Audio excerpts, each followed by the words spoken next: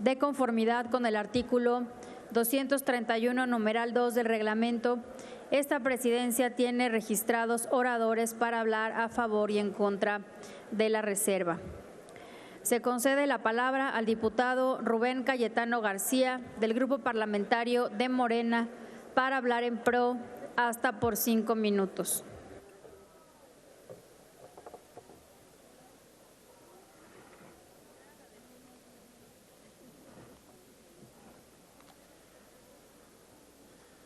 Con su venia, diputada Laura Rojas, presidenta de mesa. Adelante, diputado.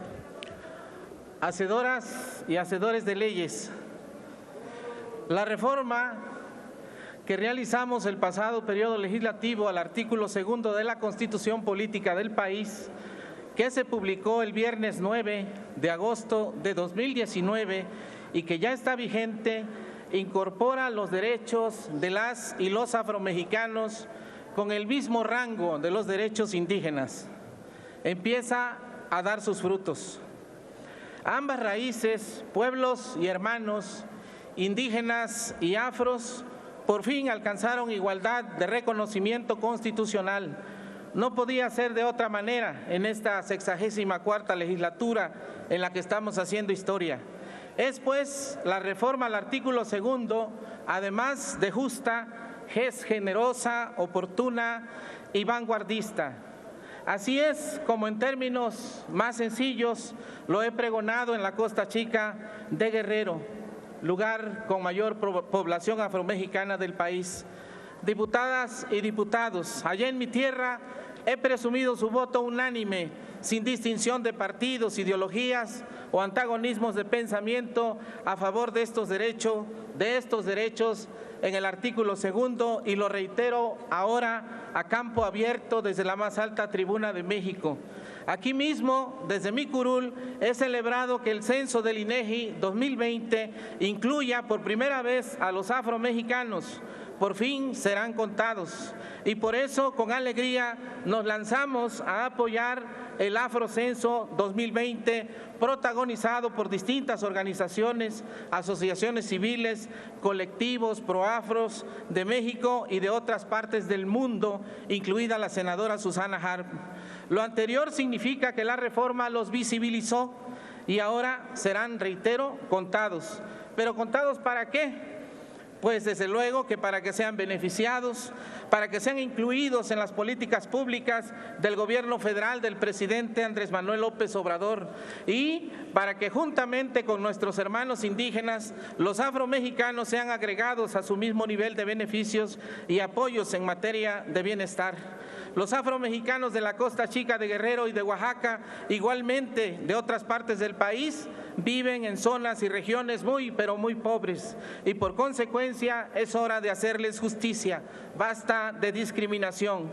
Con el mismo afán y convicción con la que he defendido los derechos de mis hermanos indígenas, su sistema de justicia comunitario, su territorio y sus usos y costumbres, en un turno posterior ya no vendré a presentar idénticas redacciones de reserva a los párrafos 14 y 15, último y penúltimo del recién reformado artículo 4 de la Carta Magna, para efecto de adicionar y agregar a nuestros hermanos afromexicanos, como es en el caso de adultos mayores con discapacidades permanentes que reciban un apoyo económico hasta la edad de 64 años, tal y como está considerado para los indígenas. Y de igual manera, esto ya sin tener discapacidad, que así como los y las indígenas reciban su pensión desde los 65 años, se considere también a las y los afromexicanos. Es justo y podemos hacer lo posible. No los dejemos fuera de la nueva política social y no los discriminemos más. Hagamos justicia. La reserva que he presentado en tiempo y forma, presidenta Laura Rojas, la dejo sin efecto. La retiro desde ahora porque ha sido incluida en la que se discute, presentada en consenso con la compañera diputada Miroslava Sánchez Galván, y a la que el grupo parlamentario la vamos a votar a favor porque en lo particular, en lo relativo a los pueblos afromexicanos, construye y suma también a su favor, de tal manera que los adultos mayores afromexicanos en general accederán a su pensión a los 65 años.